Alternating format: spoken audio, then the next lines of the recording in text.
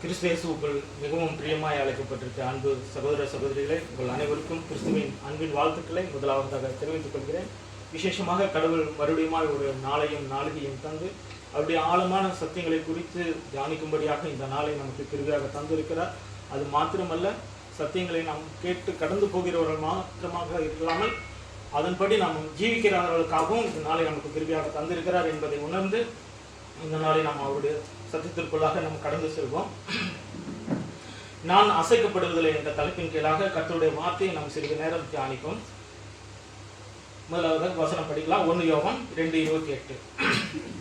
இப்படி இருக்க பிள்ளைகளே, அவர் வெளிப்படும் போது அவருக்கு முன்பாக வெட்கப்பட்டு போகாமல் தைரியம் உள்ளவர்களாக இருக்கும்படிக்கு அவர்கள் நிலைத்திருங்கள் அப்படின்னு சொல்லி வேதம் நமக்கு சொல்கிறது. இதுல இருந்து, இந்த வசனத்திலிருந்து நம்ம என்ன அறிஞ்சுக்கிறோம் அப்படின்னா, அவர் ஆண்டவராக இயேசு கிறிஸ்து வரும்போது அவருடைய வருகையிலே நாம் எடுத்துக்கொள்ளப்பட வேண்டும் என்றால் அவருடைய சத்திய வார்த்தையிலே சத்தியத்தின்படி நாம் நிலைத்திருப்பது அவசியமாய் இருக்கிறது. இல்லை என்றால் நம்ம அவரோடு எடுத்துக்கொள்ளப்பட மாட்டோம் என்பதை இந்த வசனம் நமக்கு எச்சரிக்கிறது. நிலையற்ற இந்த உலகில் மனிதர்கள் தங்கள் நம்பிக்கையாக கொண்டிருக்கிற யாவுமே நிலையற்றதாக இருக்கிறது, அசைக்கப்பட்டு போகக்கூடியதாக இருக்கிறது என்று பார்க்கிறோம். கடவுளுடைய கரத்தின் கிரியாக வானமும் பூமியும் கூட ஒரு நாள் ஒளிந்து போகும் என்று வேதம் சொல்லுகிறது. நாம் நேசிக்கும் நம் உறவுகள், உறவினர்கள், சகோதரர்கள், நண்பர்கள், இவர்கள் எல்லாருமே ஒரு நாள் என்ன பண்ணிடுவாங்க, மாறி போயிடுவாங்க, நிலைத்திருப்பதில்லை அப்படின்றத குறித்து நாம பார்க்கிறோம். ஆனால் நம்மளுடைய தேவனாகிய கர்த்தர் பார்த்தீங்கன்னா அவர் என்றென்றைக்கும் அசைக்கப்படாதவராக, யாராலும் அசைக்க கூடாதவராக இருக்கிறார் என்று நாம் அறிந்திருக்கிறோம். வசனம் படிக்கலாம். சங்கீதம் 102 25 முதல் 27 வசனங்கள். சங்கீதம் 102 25 முதல் 27. நீர் ஆதியிலே பூமியை அஸ்திபாரப்படுத்தினீர், வானங்கள் உம்முடைய கரத்தின் கிரியையாய் இருக்கிறது. அவைகள் அழிந்து போம், நீரோ நிலைத்திருப்பீர். அவைகள் எல்லாம் வஸ்திரம் போல் பழமையாய் போம், அவைகளை ஒரு சால்வையை போல் மாற்றுவீர், அப்பொழுது மாறிப்போம். நீரோ மாறாதவராய் இருக்கிறீர், உமது ஆண்டுகள் முடிந்து போவதில்லை. இந்த பூமியில எல்லாமே மாறி போகக்கூடியதாக இருக்கிறது. ஆனால் அவருடைய வார்த்தைகள் பாத்தீங்கன்னா என்றுமே மாறாதவர்களாக இருக்கிறது என்று வேதம் சொல்லுகிறது. அது மாத்திரமல்ல, அவர் நம்மை அழைத்த அழைப்பு இருக்கு பாத்தீங்களா, அதுவும் மாறாதவர்களாக இருக்கின்றன என்று பார்க்கிறோம். மத்தேயு 25:24-35. அவர் மாறாதவராய் இருக்கிறார். அவர் நமக்கு தந்த வாக்கு தத்துவங்களும் மாறாதவைகளாக இருக்கின்றன என்று நாம் படிக்கலாம். வானமும் பூமியும் ஒளிந்து போகும், என் வார்த்தைகளோ ஒளிந்து போவதில்லை. அவருடைய வார்த்தைகள் என்றென்றும் நிலைத்திருக்கின்றன என்று வேதம் நமக்கு சொல்லுகிறது. 2 கொரிந்தியர் 1:20.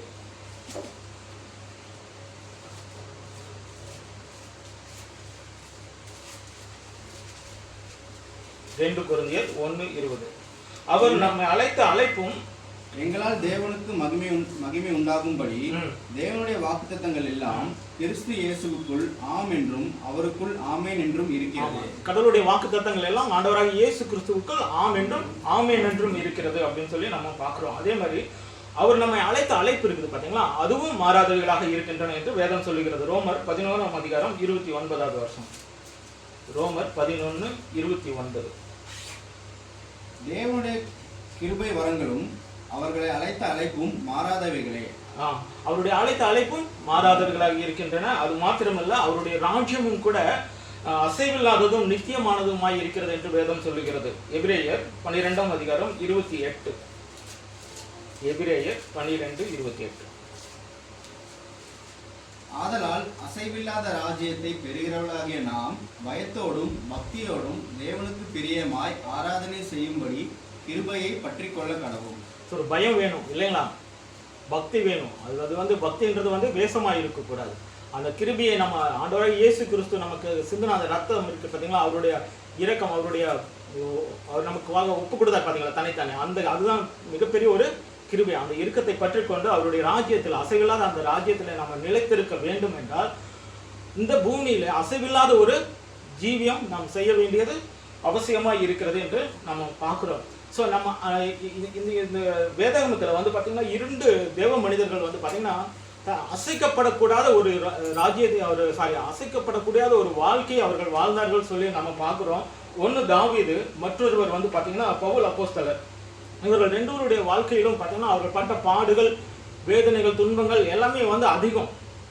ஆனாலும் அவர்கள் வந்து பார்த்தீங்கன்னா கர்த்தருக்கு முன்பதாக வந்து அவர்கள் உண்மையாக உத்தமமாக இருந்தார்கள் அப்படின்னு சொல்றது அவருடைய வார்த்தையின் வழியாகவே நம்ம படிக்கலாம்.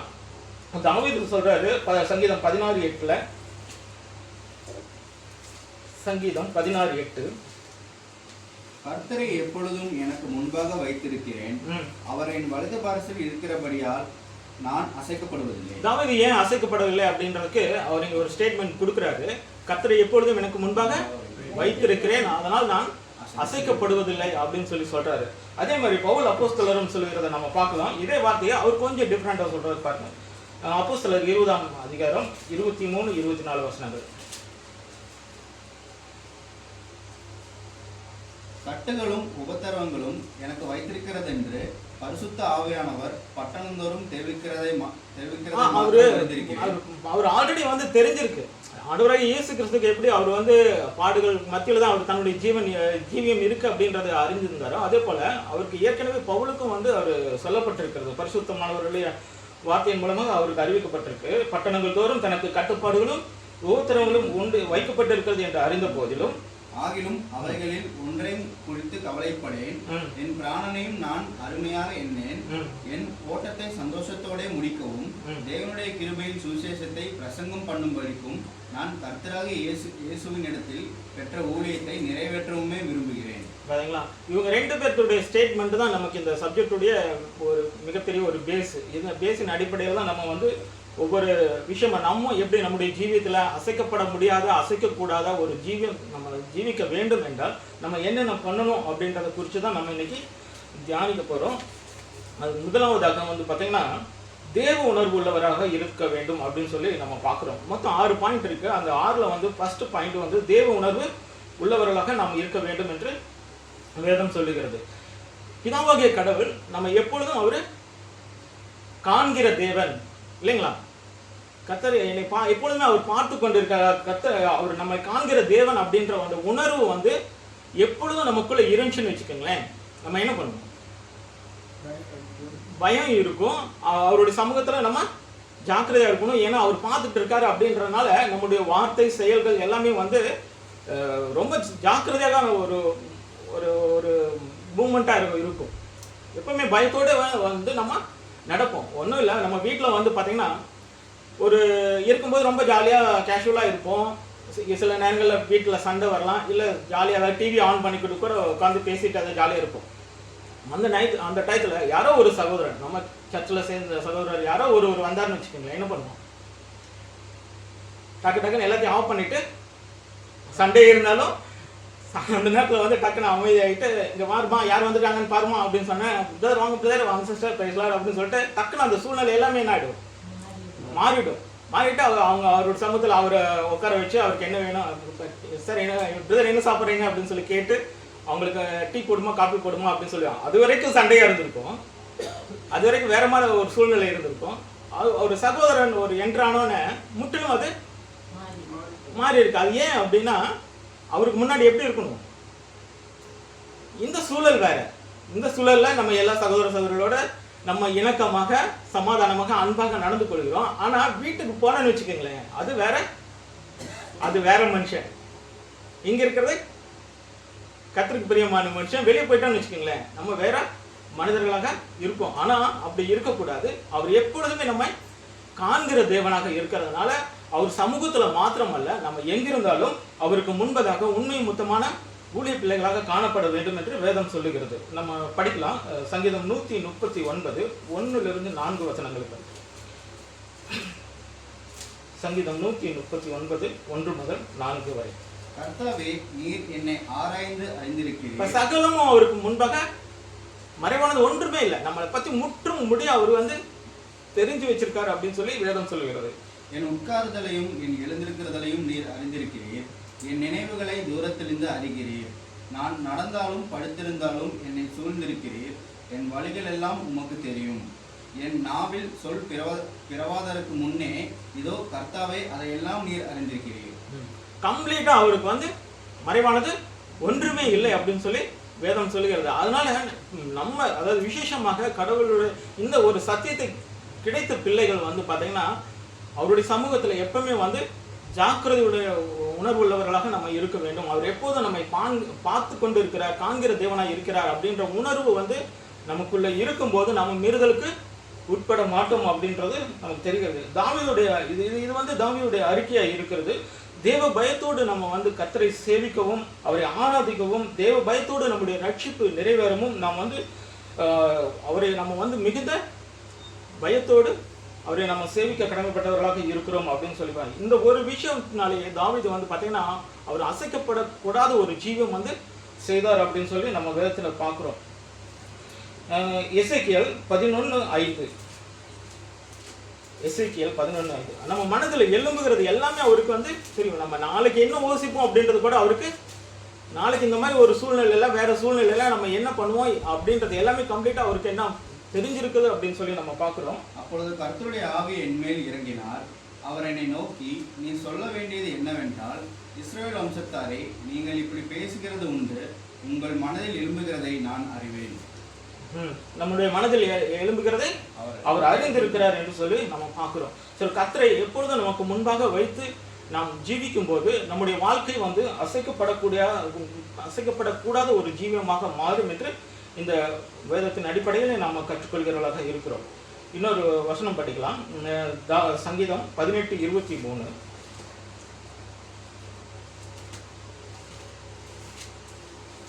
சங்கீதம் தாவீதுடைய ஸ்டேட்மெண்ட் பாருங்க. இன்னொரு வார்த்தை அவர் சொல்றாரு, அவர் முன்பாக நான் மன உண்மையா இருந்தது, என் துர்க்குணத்துக்கு என்னை விலக்கி காத்துக்கொண்டேன். அவர் நம்ம பார்த்துட்டு இருக்காரு அப்படின்னாலே இந்த மைண்ட் செட் நமக்கு வந்துடும் இல்லைங்களா? மன உண்மையா இருந்து என் துர்க்குணத்திற்கு விலக்கி அவருக்கு முன்பாக மன தாழ்மையுடன் நடந்து கொள்ள நமக்கு அந்த இந்த உணர்வு வந்து பார்த்தீங்கன்னா நமக்கு உதவி செய்யும் என்று வேதம் சொல்லுகிறது. அவர் வேற எதுவுமே நம்ம கிட்ட கேட்கல. அவர் கேட்கிற ஒரே ஒரு விஷயம் மிக 6ஆம் அதிகாரம் 8வது வசனம். அவர் நம்ம கிட்ட என்ன கேட்கிறாரு அப்படின்றத பாருங்க.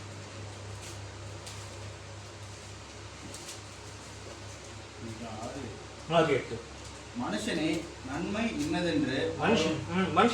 இன்னதென்று அவர் உனக்கு அறிவித்திருக்கிறார். நியாயம் செய்து இரக்கத்தை சிநேகித்து உன் தேவனுக்கு முன்பாக மனத்தாழ்மையாய் நடப்பதை அல்லாமல் வேற எண்ணத்தை கர்த்தர் உன்னிடத்தில் கேட்கிறார். இது ஒண்ணு மட்டும் நம்ம கரெக்டா ஃபாலோ பண்ணி செஞ்சுட்டு வந்தோம்னு வச்சுக்கோங்களேன், வேற ஒண்ணுமே நமக்கு வேண்டாம். அவர் நம்முடைய ஜீவியத்தை யாராலும் அசைக்கப்படாத அளவுக்கு அவர் வந்து நமக்கு பாதுகாப்பை தந்துருவார்னு சொல்லி நம்ம பார்க்கிறோம். ஸோ நம்மை நிதானித்து அறிந்து நம் வழிகளை சீர்படுத்தி கொண்டு நம் ஆவிக்குரிய ஜீவியத்தை முன் செல்கிறவர்களாக இருக்கும்போது அசைக்கப்படக்கூடாத ஒரு ஜீவியம் நம்ம செய்வோம் அப்படின்றத இந்த வார்த்தையின் வழியாக தான் நம்ம அறிந்து கொள்கிறோம். ரெண்டாவது வந்து பார்த்தீங்கன்னா தேவ சமூகத்திற்கு உள்ளேயே ஜீவித்தல். அது என்ன தேவ சமூகத்தில் அவர் நம்ம பார்க்குறாரு, அந்த உணர்வு இருக்கு. செகண்ட் வந்து அவருடைய சமூகத்திலேயே நம்ம வாழணும் அப்படின்னு சொல்லி நம்ம பார்க்குறோம். ஏனோக்கு எலியா போன்ற தேவ மனிதர்களை படிச்சிருக்கோம், வேதத்திலிருந்து நம்ம படிச்சிருக்கோம். அவர்கள் வந்து தேவனோடு சஞ்சரிக்கிறவர்களாகவே இருந்தார்கள்னு சொல்லி நம்ம பார்க்குறோம் இல்லைங்களா? எலியா தன்னை குறித்து சொல்லும் போது பாருங்க, அவர் எவ்வளவு தைரியமா சொல்றாருன்னு படிக்கலாம். 1 ராஜாக்கள் 17ஆம் அதிகாரம் 1வது வசனம். 1 ராஜாக்கள் 17:1. அது தன்னை குறித்து அவர் சொல்லும் போது பாருங்க, இஸ்ரவேலின் தேவனாக கர்த்தருக்கு முன்பாக நிற்கிற நான் அப்படின்னு சொல்றாரு.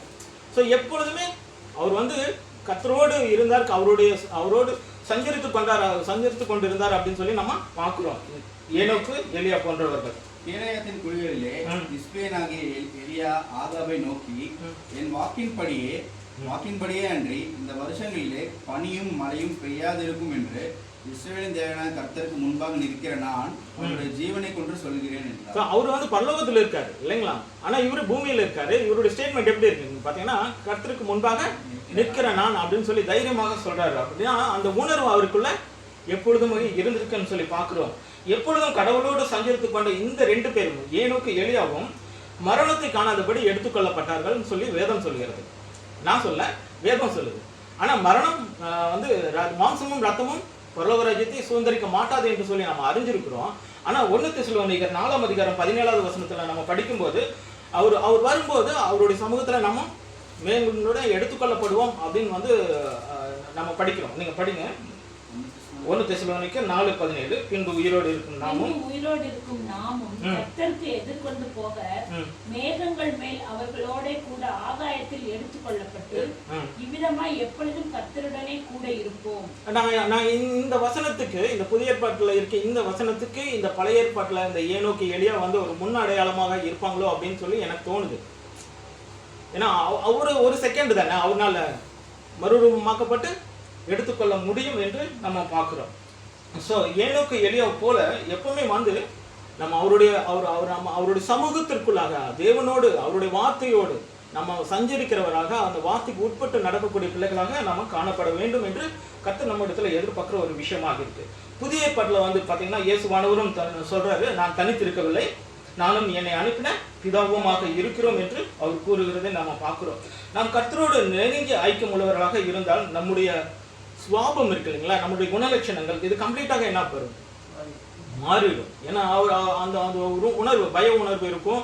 அவரையும் நம்ம நோக்கி பார்க்கும்போது அவருடைய குணலட்சணங்களை நம்ம பெற்றுக்கொள்வது எளிதாக இருக்கும் அப்படின்னு சொல்லி வேதம் சொல்லுகிறது. இன்னொரு வசனம் படிக்கலாம். செம்மையானவர்கள் அவங்க எப்படி இருப்பாங்க அப்படின்னு சொல்லி பார்க்கலாம். 112ஆம் அதிகாரம் சங்கீதம் 112 1-4-6 140-13 படிங்க. செம்மையானவர்கள் உம்முடைய சமூகத்தில் வாசம் பண்ணுவார்கள் என்றும் செம்மையானவர்கள் என்றென்றும் அசைக்கப்படுவதில்லை என்றும் அந்த வார்த்தை நமக்கு கூறுகிறது. நீதிமான்கள் உமது நாமத்தை துதிப்பார்கள், செம்மையானவர்கள் உமது சமூகத்தில் வாசம் பண்ணுவார்கள். அது இன்னொன்று அதுலேயே 112ஆம் அதிகாரம் 1-4-6. அல்லேலூயா. கர்த்தருக்கு பயந்து அவருடைய கட்டளைகளில் மிகவும் பிரியமாயிருக்கிற மனுஷன் பாக்கியவான். 1-4. செம்மையானவர்களுக்கு இருளிலே வெளிச்சம் உதிக்கும், அவன் இரக்கமும் மன உருக்கமும் நீதியும் உள்ளவன். 6ஆம் வசனம். அவன் என்றென்றைக்கும் அசைக்கப்படாதிருப்பான், நீதிமான் நித்திய கீர்த்தி உள்ளவன். அவர் கர்த்தருக்கு பயந்து அவருடைய வார்த்தையின்படி நம்மை காத்து கொள்ளும் போது நாம் என்றாலும் எவராலும் அசைக்கப்படக்கூடாத ஒரு ஜீவன் நம்ம செய்வோம் என்று வேதம் சொல்லுகிறது.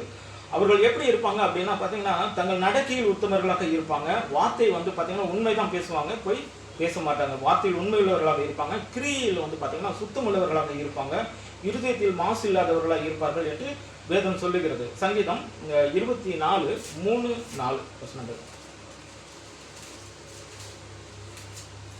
யார் கர்த்தருடைய பர்வதத்தில் ஏறுவான், யார் அவருடைய பரிசுத்த ஸ்தலத்தில் நிலைத்திருப்பான், அவருடைய பரிசுத்த ஸ்தலத்தில் யார் நிலைத்திருப்பார், கைகளில் சுத்தமுள்ளவரும் இருதயத்தில் மாசில்லாதவருமாய் இருந்து தன் ஆத்துமாவை மாயைக்கு ஒப்புக்கொடாமலும் கபடாய் ஆணையிடாமலும் இருக்கிறவரே. முற்றிலும் மாறுபட்ட இந்த உலகத்திற்கும் நமக்கும் சம்பந்தம் இல்லாத ஒரு புதிய ஒரு ஜீவம் நம்ம செய்யும் போது கர்த்தருக்கு எப்போதும் நம்ம அவரை நமக்கு முன்பாக நிறுத்தி அவருடைய சமூகத்தில் நம்ம சேவிக்கும் போது அவருடைய ராஜ்யத்தில் நம்ம பங்கு பெறுவோம் என்று இந்த வார்த்தைகள் நமக்கு உறுதியளிக்கிறதா இருக்கிறது. 3வது வந்து பார்த்தீங்கன்னா, கர்த்தருடைய வீட்டில் வாசம் பண்ணுதல். அவருடைய சமூகத்தில் வாசம் பண்ணுதல் அப்படின்றக்கும் கர்த்தருடைய வீட்டில் வாசம் பண்ணுதலுக்கும் ரெண்டுக்கும் டிஃபரன்ஸ் இருக்கு. நம்ம நம்ம நம்ம ஜென்ரலாக ஒரு விஷயம் சொல்லலாம். நம்ம வீட்டில் இருப்போம், நம்ம வீட்டில் வந்து ஒரு 4 பேர் 2 பேர் இருப்போம் அப்படின்னாலும் பார்த்தீங்கன்னா ஒருத்தருக்கு ஒருத்தர் வந்து சரியான ஒரு அண்டர்ஸ்டாண்டிங் இருக்கா அப்படின்னு சொல்லி பார்த்தோம்னா நிறைய இல்லங்கள்லாம் வந்து இருக்காது. அவங்க சேர்ந்து வாழ்வாங்க, ஒரே ஃபேமிலியே இருப்பாங்க. வெளியிலேருந்து பார்க்குறவங்களுக்கு வந்து அவங்க ஒரு ஃபேமிலி 4 பேர் இருக்காங்க அப்படின்ற மாதிரி தெரியும். ஆனால் உள்ளுக்குள்ளே வந்து பார்த்தீங்கன்னா ஒருத்தருக்கு ஒருத்தர் என்ன இருக்காதுங்க, ஒரு அட்டாச்மெண்ட் இருக்காது. ஸோ நம்ம இப்போ வந்து நம்ம வந்து கடவுளுடைய இல்லத்து நம்ம தான் வீடு, அவருடைய சமூகத்தில் இருப்போம் இல்லைங்களா.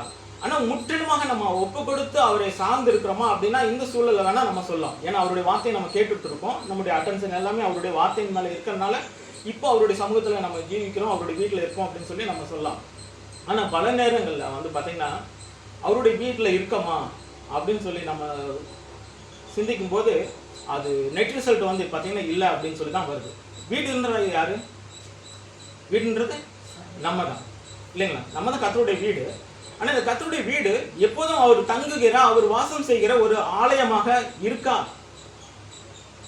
அப்படின்னு சொல்லி கேட்டோம்னு வச்சுக்கோங்களேன், நெட் ரிசல்ட் என்னவா இருக்கும்? ஏதோ கொஞ்ச நேரம் அப்படி அவர் வர மாதிரி இருக்கும். ஆனால் பல நேரங்களில் வந்து அவர் நம்ம விட்டு தூரமாக இருக்கிற மாதிரி தான் ஒரு சூழல்கள் வந்து காணப்படுகிறதாக இருக்கு. இப்போ எக்ஸாம்பிள் பார்க்கலாம். தாவீது ராஜா வந்து தன் மகன் அப்சலோமோடு வந்து பார்த்தீங்கன்னா எருசலேமில் தான் தங்கியிருக்காரு. ஆனால் தாவீதுக்கும் அப்சலோமுக்கும் எந்த ஒரு தொடர்பும் இல்லாமல் இருந்தது. நம்ம படிக்கலாம் 2 சாமுவேல் 14ஆம் அதிகாரம் 28வது வசனம்.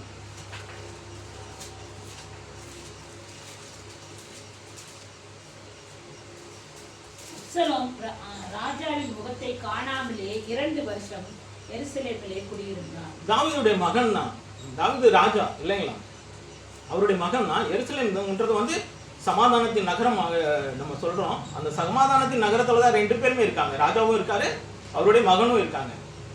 ஆனா ஒருத்தர் என்ன பண்ணல, ஒருத்தர் சந்திக்கல, ஒருத்தர் பார்க்காம இருக்காங்க அப்படின்னு சொல்றாங்க. ஆனா அது அப்சலோமுடைய நடவடிக்கைகள் முற்றிலும் வந்து ராஜாவுக்கு விரோதமாக இருந்ததுனால அவருடைய முடிவு வந்து ரொம்ப பரிதாபகரமாக இருந்தது என்று சொல்லி நம்ம பார்க்கிறோம். நாமும் அவருடைய வீட்டில தான் இருக்கோம். ஆனா அவருக்குள்ள இருக்கமா, அவருடைய சமூகத்துல நம்ம நிலைத்திருக்கிறோமா அப்படின்னு சொல்லி நம்ம யோசிக்கும் போது அநேக நேரங்களில் வந்து அப்சலோம் தாவீது மாதிரி தான் நம்ம இருக்கோம். நம்முடைய அவருடைய நம்ம ஆலயம் சொல்லிக்கிறோம், நம்ம வந்து பரிசுத்தப்படுத்துக்காக நம்மளை வந்து ஒப்பு கொடுத்துருக்கோம். ஞானஸ்நானத்தின் மூலமாக நம் உலகத்துக்கு நம்ம மரித்து நீதிக்கு நம்ம பிழைத்திருக்கிறோம் என்று சொல்லி ஞானஸ்நானம் எடுத்திருந்தாலும் அவருடைய சமூகத்துல வந்து முற்றும் முழுவதுமாக நம்ம கடைசி வரைக்கும் இருக்கமா அப்படின்னு சொல்லி பார்க்கும்போது நெட் ரிசல்ட் என்னதான் இருக்குங்க, இல்லை அப்படின்னு சொல்லி தான் நம்ம பார்க்குறோம். இன்னொரு எக்ஸாம்பிள் பார்க்கலாம். அதே போன்று கர்த்தருக்கு முன்பாக ஆசாரியர்களாக இருந்த ஏலியின் குமாரர்கள், அவங்கள பத்தி நமக்கு தெரியும். அவங்க வந்து ஆலயத்தில் இருந்தாங்க. ஆனா முற்றிலும் கடவுளுக்கு விரோதமான காரியங்களை அவங்க பண்ணிட்டு இருந்தாங்க. அதனால அவங்களுடைய ஜீவியம் வந்து பார்த்தீங்கன்னா அவங்க மரணத்திற்குள்ளாக போனார்கள்னு சொல்லி நம்ம பார்க்குறோம். நம்மளும் கர்த்தருடைய ஆலயமா இருக்கலாம் சொல்லிக்கலாம். ஆனா உண்மையாலுமே அவருடைய ஆலயமாக நம்ம மாற்றப்பட்டிருக்குமா, அப்படி உண்மையாலுமே அவருடைய வார்த்தையினால நம்ம கழுவப்பட்டிருக்குமா அப்படின்னு சொல்லி சிந்திக்கும் போது அது நமக்கு ஒரு பாஸ் மார்க்கை தரமாட்டேன் இல்லைங்களா. ஏதோ ஒரு 10% 20% அந்த மாதிரி தான் இருக்கே ஒழிய முற்றிலுமாக நம்ம அவருக்குள் ஜீவிக்கிறோமா அப்படின்னு சொல்லி பார்க்கும்போது இல்லவே இல்லை என்று சொல்லி வேதம் நமக்கு எச்சரிக்கையாக இந்த நேரத்தில் நமக்கு உணர்த்துகிறதா இருக்கு. யோபு வந்து பார்த்தீங்கன்னா யோபு 13:16 சொல்றாரு, மாயக்காரனோ அவர் சந்நிதியில் சேரான்னு சொல்லி வேதம் சொல்கிறார். இன்னைக்கு அநேக கிறிஸ்தவர்கள் மாயமால கிறிஸ்தவர்களாக தான் இருக்காங்க. சும்மா அவங்க பார்க்கும்போது பேசும்போது அந்த ஆலயத்தில் இருக்கும்போது மட்டும்தான் அந்த அன்பு, அந்த அரவணைப்பு, அந்த ஒரு வேத வாசிப்பு, அந்த தியானம், அந்த ஒழுக்கம் எல்லாமே. ஆனால் அநேக நேரங்களில் வந்து பார்த்தீங்கன்னா அது முற்றிலும் மாறுபட்ட ஒரு கிறிஸ்துவ வாழ்க்கை வாழ்கிறார்கள். அதனால தான் இந்த நாடு வந்து இன்னைக்கும் கிறிஸ்துவத்துக்கு எதிராக இருக்கு. இல்லைன்னா இது எப்பவும் கிறிஸ்துவ நாடாக மாறி இருக்குன்னு சொல்லி காந்தியடிகள் கூட சொல்லியிருக்காரு. அவர் ஒரு புறஜாதி மனுஷன். உண்மையாலுமே கிறிஸ்துவராக வாழ்ந்திருந்தாங்கன்னா இந்த நாடு எப்பவும் கிறிஸ்துவ நாடாக மாற்றப்பட்டிருக்குன்னு சொல்றாரு. அப்படின்னா யாருமே இதுவரைக்கும் கிறிஸ்துவுக்கு அப்புறம் கிறிஸ்தவர்களா யாருமே வாழல அப்படின்றது வந்து அப்பட்டமான ஒரு விஷயமாக நம்ம காணப்படுகிறது. இன்னொரு குட் எக்ஸாம்பிள் நம்ம பார்க்கலாம். சாமுவேலை வந்து பார்த்தீங்கன்னா ஏலியின் காலத்துல தான் வாழ்ந்தாங்க. ஏலி அவங்க குமாரர்கள்லாம் போனதுக்கப்புறம் சாமுவேல் வராரு. அது ஒரு இக்கட்டான ஒரு காலம். ஏன்னா ஏலியின் குமாரர்கள் எப்படி வழி தவறி போனார்களோ அதுக்குண்டான அனைத்து சூழல்களும் அங்கே காணப்பட்டது. ஆனாலும் வந்து பார்த்தீங்கன்னா சாமுவேல் வந்து கர்த்தருடைய சமூகத்தில் உண்மையும் உத்தமாக இருந்தார் சொல்லி நம்ம பார்க்குறோம். ஸோ எப்படிப்பட்ட சூழ்நிலைகள் இந்த உலகத்தை நம்ம கண்ணோக்கி பார்த்தோன்னு வச்சுக்கோங்களேன். அடுத்த வருஷம் வருது, நம்ம கண்ணோக்கி பார்த்தோன்னு வச்சுக்கோங்க, நம்ம விழுந்து போவதற்கு நிறைய விஷயங்கள் இருக்கு. அதனால நம்ம வந்து வேதத்துல மட்டும் தியானமா இருந்து அவருடைய சமூகத்துல வந்து தரித்திருந்து வார்த்தைகளை தியானிச்சு அதை நாளுக்கு நாள் நம்ம வந்து உள்ளுக்குள்ள நம்ம போகும்போது அவருடைய நம்ம இருதயமானது இந்த ஜீவனுள்ள இந்த வார்த்தையினால ஜீவனுள்ள இந்த தண்ணீர்னால கழுவப்பட்டு முற்றிலும் புதிய மனுஷர்களாக மாறுவோம். நம்ம அசைக்கப்படக்கூடாத ஒரு ஜீவிக்கிறவர்களாக காணப்படுவோம் சொல்லி நம்ம இந்த வேதத்தின் மூலமாக நம்ம கற்றுக்கொள்கிறவர்கள் இருக்கோம். நாலாவது வந்து பார்த்தீங்கன்னா கர்த்தரை உத்தமமாக சேவித்தல் அப்படின்னு சொல்லி ஒரு பாயிண்ட்டை நான் எடுத்திருக்கேன். ஃபர்ஸ்ட் தேவ உணர்வு உள்ளவர்களாக இருக்கணும், தேவ சமூகத்திற்குள்ளேயே வாசம் பண்ணுகிறவர்களாக இருக்கணும், கர்த்தருடைய வீட்டில் வாசம் பண்ணுகிறவர்களாக இருக்கணும்னு சொல்லி பார்க்குறோம். நாலாவது கர்த்தரை உத்தமமாக சேவித்தல் அப்படின்னு சொல்லி பார்க்குறோம். அந்த உத்தமமா கர்த்தரை சேவிப்பவர்கள் எப்படி இருப்பாங்க அப்படின்னு சொல்லி வேதம் சொல்லுகிறது அப்படின்னு சொல்லி நம்ம பார்க்கலாம். ஏசாயா 42ஆம் அதிகாரம் 19-20 வசனங்கள். யாரெல்லாம் உத்தமமா சேவிக்கிறாங்க பாருங்க, அவங்க எப்படி இருப்பாங்க அப்படின்னு சொல்லி இந்த வேத வார்த்தை நமக்கு கிளியரா எடுத்து சொல்லுது. ஏசாயா 42:19 மற்றும் 20. என் தாசனை அல்லாமல் குருடன் யார்? பாருங்க என்ன சொல்றாங்க, என் தாசனை அல்லாமல் குருடன் யார்? நான் அனுப்பிய தூதனை அல்லாமல் செவிடன் யார்? உத்தமனை அல்லாமல் குருடன் யார்? கர்த்தருடைய ஊழியக்காரனை அல்லாமல் அந்தகன் யார்? இது அந்த அந்த அந்தகன் இருக்கு இல்லைங்களா, இது வந்து ஆர்சி பைபிளில் போய் பார்த்தீங்கன்னா பார்வையற்றவன் சொல்லி பாட்டும். ஸோ முற்றிலும் குருடர்கள் தான். யாரா இருப்பாங்க குருடர்கள்? என் தாசனை அல்லாமல் குருடன் யார்? நம்ம அவரை உண்மையாலுமே நேசித்து அவர்களுடைய பிள்ளைகளாக சீசர்களாக இருப்போம்னா நம்ம எப்படி இருக்கணுங்களா? இந்த உலகத்தை நம்ம பார்க்கக்கூடாது. இந்த உலகத்தை நம்ம பார்க்காம நம்ம கண்ணை மூடிட்டு அப்படி இறுக்கி மூடிக்கணும். வாயையும் கண்ணையும் நம்ம மூடிட்டு இறுக்கி மூடிட்டு நம்ம நடந்து போகிறவர்கள். ஏன்னா ஒவ்வொரு விஷயமும் நம்ம கேட்கும் போதும் பார்க்கும் போதும் அது நம்ம உள்ளுக்குள்ள போகும். நம்ம ஒரு விஷயத்த, ஒரு தவறான விஷயமோ ஒரு நல்ல விஷயமோ எதை செஞ்சாலும் அதுக்கு மிக முக்கியமான ஒரு பாயிண்ட், ஒரு அவயம், நம்முடைய சரீரத்தில் ஒரு அவயம் எது அப்படின்னு சொல்லி பார்த்தீங்கன்னா அந்த கண்ணு தான். எந்த ஒரு விஷயம்னாலும் டக்குன்னு நம்ம பார்க்கும்போது ஆட்டோமேட்டிக்காக அது மைண்டுக்கு போகுது, கை கால்கள் எல்லாமே ஆக்டிவேட் ஆகுது, அந்த காரியத்தை நம்ம நடப்பிக்கிறவர்களாக இருக்கணும். அதனால இந்த கண்ணு வந்து மூடப்பட்ட கண்ணாக, இந்த உலகத்தை பார்க்காத, வேதத்தை மட்டும் தியானிக்கிற, வேதத்தில் மட்டும் விழித்திருந்து ஜாக்கிரதை உள்ள பிள்ளைகளாக இருக்கணும் ஒழிய இந்த உலகத்தின் பார்வையில் நம்ம வந்து கண் மூடப்பட்டவர்களாக இருக்கணும்னு சொல்லி வேதம் நமக்கு சொல்லுகிறது. நீங்கள் ஒரு வசனம், நல்ல வசனம் ஒன்று இருக்கு, யோவான் 9ஆம் அதிகாரம் கடைசி வசனம் 41வது வசனம் நீங்கள் படிங்க. யோவான் 9:41. இயேசு கிறிஸ்து சொல்றார், நீங்கள் உங்கள் பிதாவின் கிரியைகளை செய்கிறீர்கள் என்றார். அதற்கு அவர்கள், நாங்கள் வேசித்தனத்தினால் பிறந்தவர்கள் அல்ல, ஒரே பிதா எங்களுக்கு உண்டு, அவர் தேவன் என்றார்கள். 41 இயேசு அவர்களை நோக்கி, நீங்கள் குருடராய் இருந்தால் உங்களுக்கு பாவம் இராது, நீங்கள் காண்கிறோம் என்று சொல்லுகிறபடியினால் உங்கள் பாவம் நிலை நிற்கிறது என்றார். இந்த உலக பிரகாரமான காரியங்களை குறித்து நம்ம எந்த ஒரு அக்கறையும் இல்லாதவர்களாக, அதை காணாதவர்களாக நம்ம வந்து வேதத்தில் மட்டும் நம்ம நிலைத்திருக்கிறவர்களாக இருக்க வேண்டும் என்று வேதம் நமக்கு எச்சரிக்கிறதாக இருக்கிறது. ஸோ இந்த மத்தேயு 6ஆம் அதிகாரம் 22வது வசனம் இன்னொரு படிக்கலாம். கண்ணை குறித்து சொல்லப்பட்ட வசனம் 6:22. கண்ணானது சரீரத்தின் விளக்காய் இருக்கிறது. உன் கண் தெளிவாய் இருந்தால் உன் சரீரம் முழுவதும் வெளிச்சமாய் இருக்கும். கண் சரீரத்தின் விளக்காய் இருக்கிறது. உன் கண் தெளிவாய் இருந்தால் உன் சரீரம் முழுவதும் வெளிச்சமாய் இருக்கும்.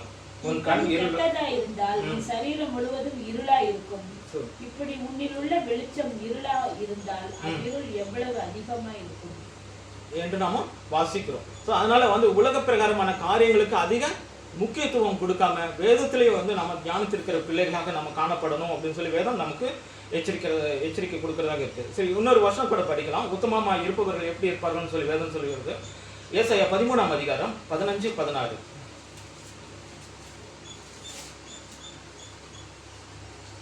கர்த்தருக்கு முன்பாக உத்தமமாய் இருப்பவர்கள் எப்படி இருப்பாங்க அப்படின்னு சொல்லி சொல்லப்பட்டிருக்க அந்த வசனத்தை படிக்கலாம்.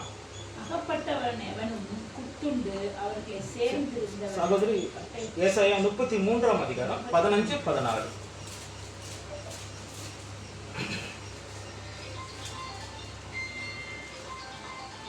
நீதியாய் நடந்து செம்மையானவர்களை பேசி இடுக்கண் செய்வதால் வரும் ஆதாயத்தை வெறுத்து பரிதானங்களை வாங்காதபடிக்கு தன் கைகளை உதறி ரத்தம் சிந்துவதற்கான யோசனைகளை கேளாதபடிக்கு தன் செவியை அடைத்து பொல்லாப்பை காணாதபடிக்கு தன் கண்களை மூடுகிறவன் எவனோ அவன் உயர்ந்த இடங்களில் வாசம் பண்ணுவான்.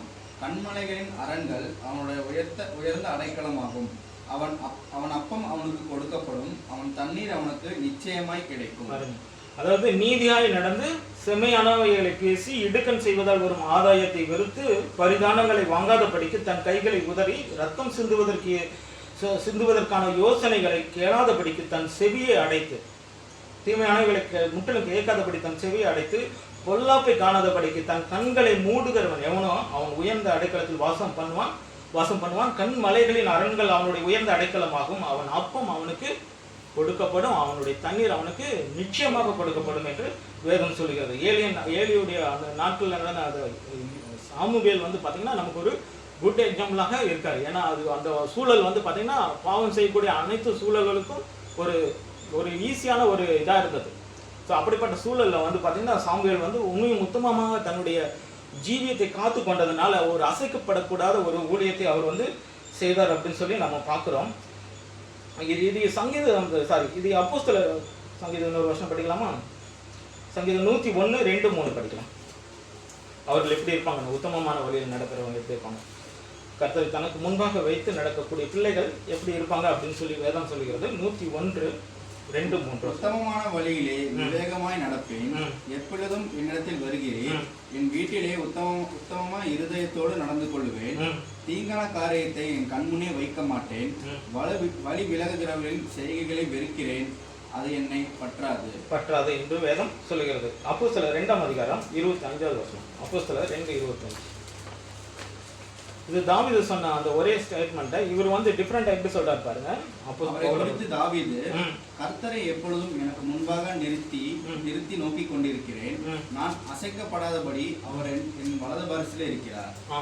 கர்த்தரை எப்பொழுதும் எனக்கு முன்பாக நிறுத்தி, கர்த்தரை எப்பொழுதும் எனக்கு முன்பாக வைத்திருக்கிறேன் அப்படின்னு சொல்லி தாவீது சொன்னாரு. இவர் சொல்லும்போது என்ன சொல்றாருன்னா, கர்த்தரை எப்போதும் எனக்கு முன்பாக நிறுத்தி, அது அவர் எப்பவுமே எனக்கு பக்கத்தில் இருக்கார், என் வலது பரிசத்தில் இருக்கிறார், அதனால் நான் அசைக்கப்படுவதில்லை அப்படின்ற அந்த உணர்வு எப்பொழுதுமே நமக்குள்ள இருக்க வேண்டும் என்று இந்த வார்த்தையின் அடிப்படையிலாக நம்ம புரிந்து கொள்கிறவர்களாக இருக்கிறோம். கொலோசியர் 3ஆம் அதிகாரம் 17வது வசனம். வார்த்தையினாலாவது கிரியையினாலாவது நீங்கள் எதை செய்தாலும் அதையெல்லாம் கர்த்தராகிய இயேசுவின் நாமத்தினாலே செய்து அவர் முன்னிலையாக பிதாவாகிய கடவுளை ஸ்தோத்திரியுங்கள். நம்ம எதை செஞ்சாலும் எதை பேசினாலும் ஆண்டவராகிய இயேசு கிறிஸ்துவின் முன்னிலையாக செஞ்சு பிதாவாகிய கடவுளுக்கு மகிமையாக நம்ம காணப்பட வேண்டும் அப்படின்றது வேதம் நமக்கு சொல்லுகிறது. அதுல இன்னொரு வருஷம் நம்ம அதுல 23, 24 படிங்க சிஸ்டர். அதுல நீங்கள் கர்த்தராகிய கிறிஸ்துவை சேவிக்கிறதினாலே சுதந்திரமாகிய பலனை கர்த்தராலே பெறுவீர்கள் என்று அறிந்து எதை செய்தாலும் அதை மனுஷர்களுக்கென்று செய்யாமல் கர்த்தருக்கென்றே மனப்பூர்வமாய் செய்யுங்கள். தீமோத்தேயு எழுதும் போது பாத்தீங்கன்னா தன்னுடைய ஊழியக்காரனுக்கு சொல்றாரு. 2 தீமோத்தேயு 2ஆம் அதிகாரம் 15வது வசனம். நீ உன்னை கடவுளுக்கு முன்பாக உத்தமனாக நிறுத்தும்படி ஜாக்கிரதையாக இருப்பாயாக என்று அவர் சொல்லுகிறத நம்ம பார்க்கிறோம். 2 தீமோத்தேயு 2:15. நீ வெட்கப்படாத ஊழியக்காரனாயும் சத்திய வசனத்தை நிதானமாய் பகுத்து போதிக்கிறவனாயும் உன்னை கடவுளுக்கு முன்பாக உத்தமனாக நிறுத்தும்படி ஜாக்கிரதையாய் இரு. ஆமா, கடவுள் நம்ம எப்போதும் பார்த்துட்டு இருக்காரு, அவருடைய சமூகத்துல நம்ம இருக்கோம் அப்படின்ற அந்த உணர்வோடு நம்ம ஜீவியத்தை வந்து காத்துக்கொள்வது அவசியமாக இருக்கு என்று சொல்லி வேதம் சொல்லுகிறது. சரி, 5வது பிறருக்காக வேண்டுதல் செய்தல். பிறருக்காக ஜெனரலா நம்ம எல்லாரும் மற்றவர்களுக்காக ப்ரே பண்றோம் இல்லைங்களா? ஆனால் இன்னொரு பாயிண்ட் தரேன் கடைசியா. சரி, மற்றவர்களுக்காக ப்ரே பண்றது யாருடைய குணலட்சணம் அப்படின்னா அது நம்முடைய ஆண்டவராகிய இயேசு கிறிஸ்துவனுடைய குணலட்சணமாக இருக்கிறது. எபிரேயர் அதனாலதான் நம்ம ஆண்டவராகிய இயேசு கிறிஸ்துவை நம்ம கவனித்து பார்க்கிறவர்களாக இருக்க வேண்டும் என்று வேதம் சொல்கிறது. எபிரேயர் 3:1. இப்படி இருக்க பரம அழைப்புக்கு பங்குள்ளவர்களாகிய பரிசுத்த சகோதரரை நாம் அறிக்கை பண்ணுகிற அப்போஸ்தலரும் பிரதான ஆசாரியருமா இருக்கிற கிறிஸ்து இயேசுவை கவனித்து பாருங்க. நம்முடைய ஆண்டவராகிய இயேசு கிறிஸ்துவை கவனிக்கும் போது அவரும் வந்து மற்றவர்களுக்காக வேண்டுதல் செய்கிறவராக இருந்தார் அப்படின்னு சொல்லி நம்ம பார்க்கிறோம். ஆனால் அதுக்கு உங்களுக்கு பின்னாடி வசனம் தரேன். கர்த்தரை எப்பொழுதும் தனக்கு முன்பாக வைத்திருக்கக்கூடிய பிள்ளைகள் மற்றவருடைய பாரத்தை அறிந்து அவர்களுக்காக வேண்டுதல் செய்யக்கூடிய பிள்ளைகளாக காணப்பட வேண்டும் அப்படின்றது பிதாவை கடவுள் நம்மிடத்தில் எதிர்பார்க்கிற ஒரு மிக முக்கியமான ஒரு குணலட்சணமாகும். ஆபிரகாம் வந்து பார்த்தீங்கன்னா இதுக்கு எக்ஸாம்பிள் படிக்கலாம். ஆதியாகமம் 19ஆம் அதிகாரம் 29வது வசனம். ஆபிரகாம் வந்து தன்னுடைய தம்பி பையன் சகோதரனுடைய பையன் லோத்துக்காக வந்து வேண்டுதல் செய்கிறார். அது நிமித்தமாக லோத்து அந்த அழிவிலிருந்து காப்பாற்றப்படுகிறார் சொல்லி நம்ம பார்க்கிறோம். தேவன் அந்த சமபூமியின் பட்டணங்களை அழிக்கும் போது தேவன் ஆபிரகாமை நினைத்து லோத்து குடியிருந்த பட்டணங்களை தம் கவிழ்த்து போடுகையில் லோத்தை அந்த அழிவின் நடுவிலிருந்து தப்பி போகும்படி அனுப்பிவிட்டார். ஸோ அதே மாதிரி பார்த்தீங்கன்னா மோசேவையும் சொல்லலாம். மோசே வந்து அந்த இஸ்ரேல் ஜனங்களுக்காக வேண்டுதல் செய்யும் போது அந்த அழிவில் இருந்து அவர்கள் காப்பாற்றப்பட்டார்கள் சொல்லி பார்க்குறோம். அதே போல தானியேல், நமக்கு எல்லாமே ஆல்மோஸ்ட் எல்லாத்துக்கும் சப்ஜெக்ட் தெரியுன்றனால நான் கடந்து போகிறேன். தானியேலும் வந்து பார்த்தீங்கன்னா தன்னுடைய நண்பர்களுக்காக வந்து அவர் வேண்டுதல் செய்கிறார். மாத்திரமல்ல தன்னுடைய இஸ்ரேல் அந்த பிள்ளைகளுக்காகவும் வேண்டுதல் செய்கிறார். அதன் நிமித்தமாக அவர்கள் காப்பாற்றப்படுகிறார்கள் சொல்லி என்று வேதம் நமக்கு சொல்லுகிற ஒரு விசேஷமாக இருக்கு. அதே போல யோபு வந்து பார்த்தீங்கன்னா தன்னுடைய நண்பர்களுக்காக அவர் வேண்டுதல் செய்கிறார். அவர் நண்பருடைய சிறையிருப்பு மட்டுமல்ல அவருடைய சிறையிருப்பும் வந்து மாற்றப்படுகிறதாக நம்ம பார்க்கிறோம். யோபு நம்ம படிக்கலாம். யோபு 42 7 10 வசனங்கள் படி. யோபு 42 7 முதல் 10 வரை. கர்த்தர் இந்த வார்த்தைகளை யோபோடு பேசின பின் கர்த்தர் தேமானியனான எலிப்பாசை நோக்கி, உன்மேலும் உன் 2 சிநேகிதர் மேலும் எனக்கு கோபம் மூடுகிறது. என் தாசனாகிய யோபு பேசினது போல் நீங்கள் என்னை குறித்து நிதானமாய் பேசவில்லை. ஆதலால் நீங்கள் 7 காளைகளையும் 7 ஆட்டுக்கடாக்களையும் தெரிந்து கொண்டு என் தாசனாகிய யோபினிடத்தில் போய் உங்களுக்காக சர்வாங்க தகன பலிகளை இடுங்கள். என் தாசனாகிய யோபும் உங்களுக்காக வேண்டுதல் செய்வான். நான் அவன் முகத்தை பார்த்து உங்களை உங்கள் புத்தியினத்துக்கு தக்கதாக நடத்தாதிருப்பேன். என் தாசனாகிய யோபு பேசினது போல் நீங்கள் என்னை குறித்து நிதானமாய் பேசவில்லை என்றார். அப்பொழுது தேமானியனான எலிப்பாசும் சூகியனான பில்தாதும் நாகமாத்தியனான சோப்பாரும் போய் கர்த்தர் தங்களுக்கு சொன்னபடியே செய்தார்கள். அப்பொழுது கர்த்தர் யோபின் முகத்தை பார்த்தார். யோபு தன் சிநேகிதருக்காக வேண்டுதல் செய்த போது கர்த்தர் அவன் சிறையிருப்பை மாற்றினார். யோபுக்கு முன்னிருந்த எல்லாவற்றை பார்க்கிலும் 2 தனியாய் கர்த்தர் அவனுக்கு தந்தறினார். மற்றவர்களுக்காக ப்ரே பண்ணுவது ரொம்ப அவசியமா இருக்கு. ஏன்னா மற்றவர்களுடைய சிறையிருப்பும் மாறும், நம்மளுடைய சிறையிருப்பும் கர்த்தர் மாற்றுவார் அப்படின்றத இந்த வார்த்தையின் மூலமாக நம்ம அறிந்து கொள்கிறோம். இன்னொரு வருஷம் படிக்கலாம். 1 சாமுவேல் 7ஆம் அதிகாரம் 8வது வசனம். அது சாமுவேல் கிட்ட வந்து அந்த பெலிஸ்தர் நினைக்கிறேன், அவங்க கிட்ட போர் செய்ய போகும்போது நீங்க எனக்காக ஓயாமல் வேண்டிக் கொள்ளுங்கள் அப்படின்னு சொல்லி ஒரு ரிக்வெஸ்ட் ஒன்று வைக்கிறாங்க. அதை பார்க்கலாம். 1 சாமுவேல் 7:8. சாமுவேலை நோக்கி, நம்முடைய கடவுளாகிய கர்த்தர் எங்களை பெலிஸ்தரின் கைக்கு நீங்களாக்கி ரட்சிக்கும்படிக்கு. அவங்க ஒரு யுத்தத்துக்கு போறாங்க. அந்த நமக்கும் வந்து இது வந்து ஒரு யுத்த களம் தான். ஏன்னா 2 வாரத்துக்கு முன்னாடி சகோதரர் குணா வந்து ஒரு போர்க்களம் அப்படின்ற ஒரு சப்ஜெக்ட் எடுத்தாரு. நம்ம உண்மையாலுமே வந்து இந்த போர்க்களமான ஒரு சூழல்ல தான் இருக்கிறோம். இதுல நம்ம ஜெயிக்கணும் அப்படின்னா இந்த வேண்டுதல் அப்படின்றது வந்து மிக முக்கியமான ஒரு விஷயமாக காணப்படுகிறது. படிக்கலாம். எங்களுக்காக அவரை நோக்கி ஓயாமல் வேண்டிக் கொள்ளும் என்றார்கள்.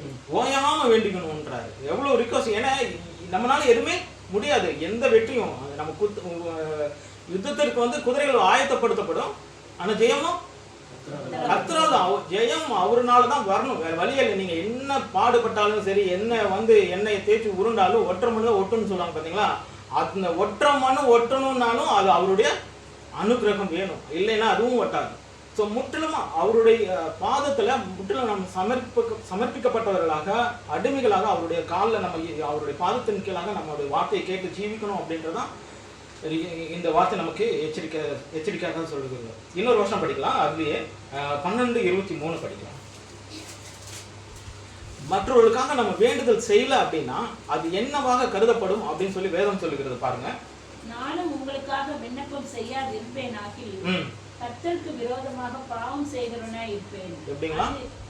மற்றவர்களுக்காக நம்ம வேண்டுதல் செய்யல அப்படின்னா கர்த்தருக்கு விரோதமான பாவம். ஆமா. இனிமேல் நம்ம மற்றவர்களுக்காக வேண்டுதல் செய்வதில் நம்ம வந்து ஜாக்கிரதையா இருக்கணும். நமக்காக வேண்டுதல் செய்வோம், மற்றவர்களுக்காகவும் வேண்டுதல் செய்வோம். ஆனா ஆத்மார்த்தமா வந்து வேண்டுதல் செய்யணும். உண்மையாலுமே அவருடைய சிறையிருப்பு மாறணும் அப்படின்னு சொல்லி. ஏன்னா உன்னை போல் பிறனையும் நேசி அப்படின்னு சொன்னாங்க இல்லையா. நம்மளை போல மற்றவர்களை நேசிச்சோம்னு வச்சுக்கோங்களேன், நமக்கு என்ன பாரம் இருக்கோ அதே போலதான் மற்றவர்களுடைய பாரத்தையும் நம்ம ஏற்றுக்கொண்டு அவர்களுக்காக உண்மையா நம்ம வந்து போராடி ஜெபிக்கிறவர்களாக இருப்போம். இதை விட இன்னொரு விசேஷமான ஒரு குணலட்சணம் வந்து அந்த கடவுளுடைய அந்த பேர் அன்புன்னு சொல்றாங்க பார்த்தீங்களா. அந்த பேர் அன்பின் வெளிப்பாடு தான் நம்ம படிக்கலாம். மத்தேயு 5ஆம் அதிகாரம் 44 மற்றும் 45. நான் உங்களுக்கு சொல்லுகிறேன், உங்கள் சத்துருக்களை சிநேகியுங்கள், உங்களை சபிக்கிறவர்களை ஆசீர்வதியுங்கள், உங்களை பகைக்கிறவர்களுக்கு நன்மை செய்யுங்கள், உங்களை நிந்திக்கிறவர்களுக்காகவும் உங்களை துன்பப்படுத்துகிறவர்களுக்காகவும் ஜெபம் பண்ணுங்கள். நம்ம நிந்திக்கிறவர்களுக்காக, நம்ம துன்பப்படுத்துறவர்களுக்காக நம்ம என்னைக்காவது ஜெபம் பண்ணிருக்கோம். இது எவ்வளவு பெரிய விஷயம் இல்லைங்க. இது வந்து முற்றிலும் நம்மளுடைய குணலட்சணமே கிடையாது. நம்மளை ஒருத்தர் வந்து ஒரு விஷயம் சொன்னா வச்சுக்கோங்களேன், திருப்பி 2 எக்ஸ்ட்ரா அதை வந்து பண்ணவே இல்லையா, அது குறைவா வந்து நம்ம பண்ண மாட்டோம். ஒரு வார்த்தை சொன்னாலும் 10 வார்த்தையை வந்து நம்ம சொல்லுவோம். சொன்னோம்னா தான் நம்ம மனசு ஆறும். அந்த மாதிரி பிள்ளைகளாக இல்லாமல் முற்றும் நம்ம கடவுள் நம்மளை பார்த்துட்டு இருக்காரு அப்படின்ற அந்த உணர்வு நமக்குள்ள இருக்கும்போது அவர்களுக்காக எப்படி ஆண்டவராக இயேசு கிறிஸ்து மற்றவர்களுக்காக ப்ரே பண்ணாரோ, அநேக நம்ம பழைய ஏற்பாட்டு பரிசுத்தவான்களை எல்லாம் பார்த்தோம். அவங்கெல்லாம் எப்படி மற்றவர்களுக்காக வேண்டுதல் செய்தார்களோ அதே போல நாமும் மற்றவர்களுக்காக வேண்டுதல் செய்யணும். அதை விட எக்ஸ்ட்ரா வந்து நம்ம நிந்திக்கிறவர்களுக்காகவும் நம்ம துன்பப்படுத்துகிறவர்களுக்காகவும் நம்ம ஜெபம் செய்கிறவர்களாக காணப்பட வேண்டும் என்று வேதம் நம்மிடத்துல எதிர்பார்க்க ஒரு விசேஷமான ஒரு குணலட்சணமாக இருக்கு. இது வந்து நம்மளுடைய குணலட்சணம் இல்லை, இது நம் பிதாவாகிய கடவுளுடைய குணலட்சணம், நம்முடைய ஆண்டவராகிய இயேசு கிறிஸ்துனுடைய குணலட்சணமாக இருக்கிறது. 1 யோவான் 2:1. 1 யோவான் 2:1.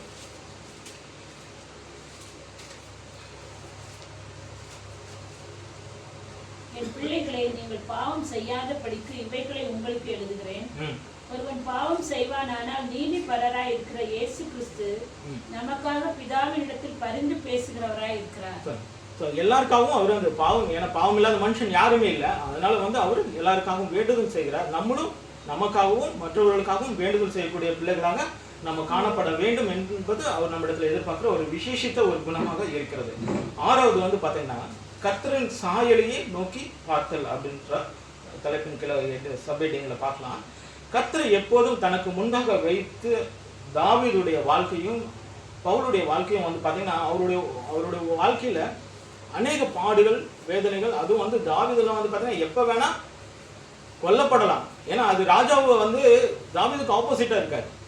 ஸோ யாரால எப்போ அவருடைய உயிருக்கு ஆபத்து வரும் அப்படின்றது தெரியாது. ஸோ அந்த மாதிரி ஒரு சூழல் இருக்கும்போது அவர் சொல்றார், கர்த்தரை எப்போதும் எனக்கு முன்பாக வைத்திருக்கிறேன், அதெல்லாம் நான் அசைக்கப்படுவதில்லை, அவர் என் வலது பாரத்தில் இருக்கிறார் அப்படின்னு சொல்லி அவர் அறிக்கை இடுகிறவராக இருக்கிறார். நாமும் அதே போல அறிக்கை செய்யக்கூடிய பிள்ளைகளாக நம்ம காணப்படணும். அது மாத்திரமல்ல, கர்த்தரை எப்பொழுதும் நமக்கு முன்பாக நிறுத்தி நோக்கி பார்த்துட்டு இருந்தோம்னு வச்சுக்கோங்க, நமக்கு யார் இருக்காரு?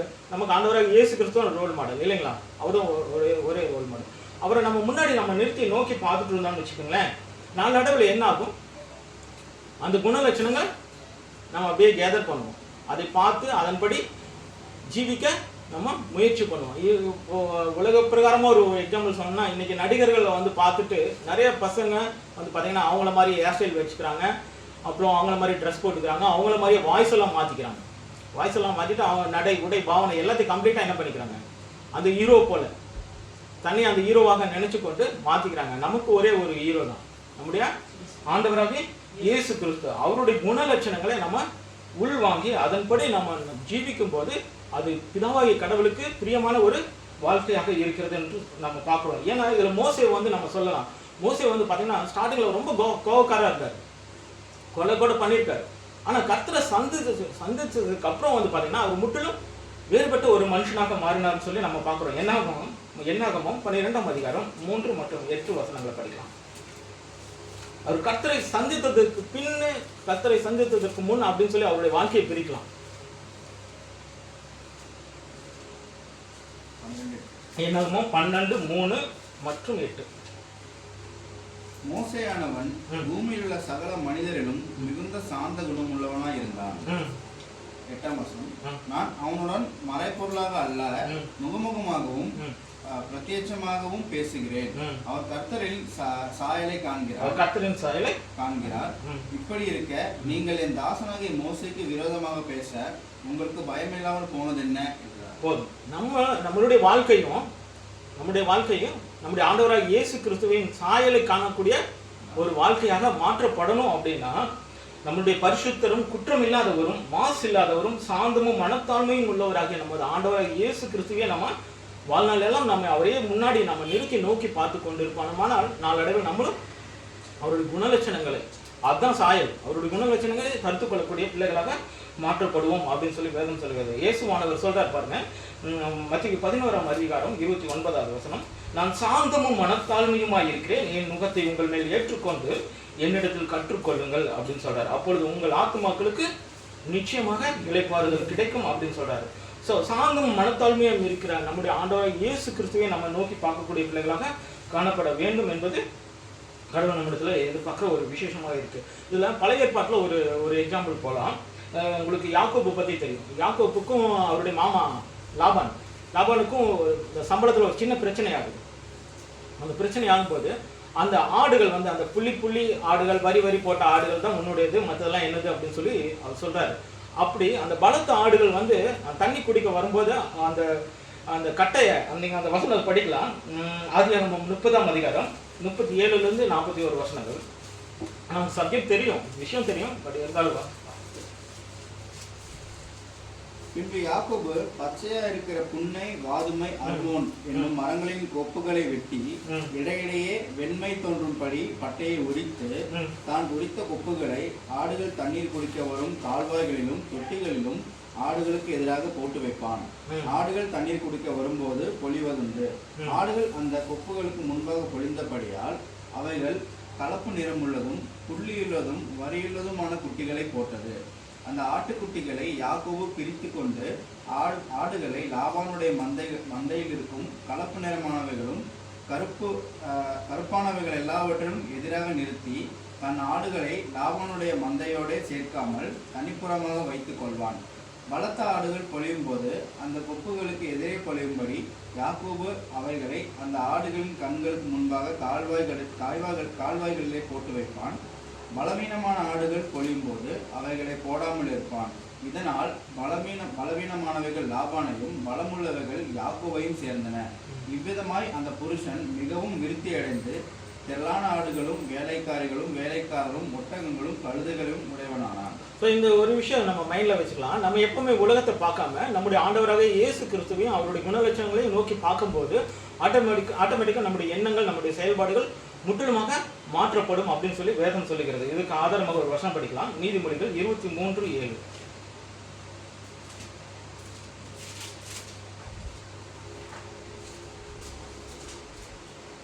அவன் இருதயத்தின் நினைவு எப்படியோ அப்படியே அவன் இருக்கிறான்.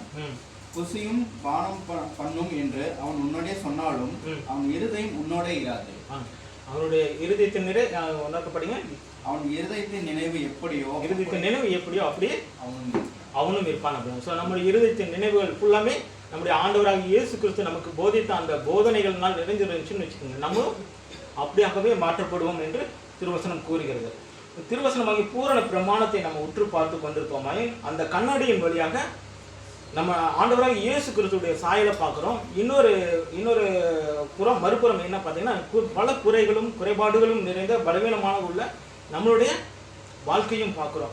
இந்த நம்முடைய வாழ்க்கையை இந்த வேத வசனத்தின் அடிப்படையில் நம்ம சுத்திகரித்துக் கொள்ளும் போது அந்த குறைகள்லாம் முற்றும் நீக்கப்பட்டு அவருக்கு முன்பதாக ஒரு உத்தமமான வாழ்க்கை வாழ்வதற்கு இந்த வசனங்கள் நமக்கு தேவையாக இருக்கிறது. யாக்கோபு 1ஆம் அதிகாரம் 23 முதல் 25 வசனங்களை படிக்கணும். அவரையே நம்ம தொடர்ந்து கவனித்துக் கொண்டிருப்போம்னா நாம் எவ்விதமாக மாற்றப்படுவோம் அப்படின்னு சொல்லி இந்த வேதம் சொல்கிறது. யாக்கோபு 1:23 முதல் 25 முடியும். எண்ணத்தினாலெனில் தேவன் திருவசனத்தை கேட்டும் அதன்படி செய்யாதவனானால் கண்ணாடியிலே தன் சுவாவ முகத்தை பார்க்கிற மனுஷனுக்கு ஒப்பாயிருப்பான். அவன் தன்னைத்தானே பார்த்து அவ்விடம் விட்டு போன உடனே தன் சாயல் இன்னதென்பதை மறந்து விடுவான்.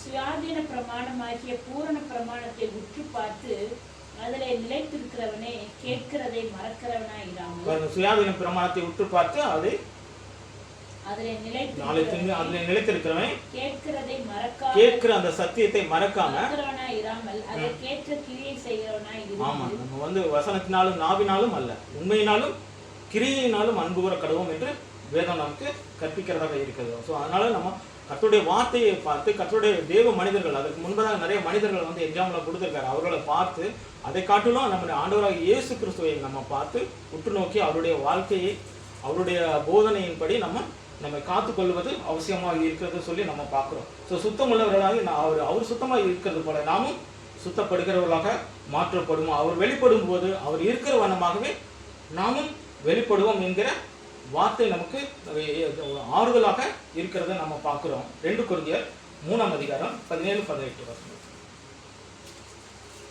நம்முடைய ஜீவித்தின் முடிவில் நம்ம கண் விழிக்கும் போது நம்ம அவருடைய நித்தியத்தின் அவருடைய சாயலை நம்ம தடுத்து கொண்டவர்களாக காணப்படுவோம் அப்படின்றது இந்த வார்த்தை நமக்கு வெளிப்படுத்துகிறது. 2 கொரிந்தியர் 3:17-18. கர்த்தரே ஆவியானவர், கர்த்தருடைய ஆவி எங்கேயோ அங்கே விடுதலையும் உண்டு. நாம் எல்லாரும் திறந்த முகமாய் கர்த்தருடைய மகிமையை கண்ணாடியிலே காண்கிறது போல கண்டு ஆவியா இருக்கிற கர்த்தரால் அந்த சாயலாக தானே மகிமையின் மேல் மகிமையடைந்து மறுரூபம் ஆகப்படுகிறோம். ஆமா, இப்போ இந்த வார்த்தையின் வழியாக அவருடைய சாயலை நம்ம பார்க்கிறோம். இந்த சாயலை நம்ம தொடர்ந்து நம்ம தியானிக்கும் போது அந்த சாயலாகவே நாமும் மாற்றப்படுவோம் என்று வேதம் சொல்லுகிறது. இவ்வாறு கர்த்தரை தனக்கு முன்பாக வைத்திருந்தோம்னால் நம்முடைய நம்முடைய ஜீவம் ஜெய ஜீவமாக மாறும். யாராலும் அசைக்கக்கூடாத ஒரு ஜீவனமாக மாறும் என்று வேதம் நமக்கு வெளிப்படுத்துகிறதாக இருக்கிறது. ஸோ நம்ம பாயிண்ட்டை மறுபடியும் ரிவ்யூ பண்ணிக்கலாம். 1, எத்தனை பேர் கவனிச்சிங்கன்னு தெரியல, ரிப்பீட் பண்ண முடியுமா? பரவாயில்ல 6 பாயிண்ட் தானே. ஒன்று, தேவ உணர்வு உள்ளவர்களாக இருக்க வேண்டும். 2வது, தேவ சமூகத்திற்குள்ளேயே ஜீவிக்க வேண்டும். கர்த்தருடைய வீட்டில் வாசம் பண்ணுவதாக இருக்க வேண்டும். கர்த்தருக்கு முன்பதாக உத்தமமாய் அவரை சேவிக்க வேண்டும். பிறருக்காக நாம் வேண்டுதல் செய்யக்கூடிய பிள்ளைகளாக காணப்படணும். அவருடைய சாயலையே நம்ம நோக்கி பார்க்கக்கூடிய பிள்ளைகளாக காணப்பட வேண்டும். அப்படி காணப்பட்டோம்னா நம்ம புது சிருஷ்டியாக மாறலாம். இல்லை என்றால் மாற முடியாது. ஏன்னா ஒருவன் புது சிருஷ்டியாக ஒருவன் கிறிஸ்துவுக்குள் இருந்தால் அவன் புது சிருஷ்டியாக இருக்கான், பழையவர்கள் ஒளிந்து போயின எல்லாம் புதிதாயின அப்படின்னு சொல்லி வேதம் சொல்லுகிறது. அது 2 Corinthians 5ஆம் அதிகாரம் 17வது வசனம். ஸோ நம்ம புது சிருஷ்டியாக மாறணும்னா இந்த குணலட்சணங்கள் எல்லாத்தையும் நம்ம நம்முடைய வாழ்க்கையில நம்ம கடைபிடித்து அவருக்கு பிரியமான, யாராலும் அசைக்க முடியாத, அசைக்கக்கூடாத ஒரு ஜெய ஜீவனம் செய்ய சர்வ வல்லவர் தாமே அவருடைய பரிசுத்த குமாரன் மூலமாக தூய ஆவியை கொண்டு நம்ம ஒவ்வொருவரையும் வழி நடத்துவாராங்க. ஆமென்.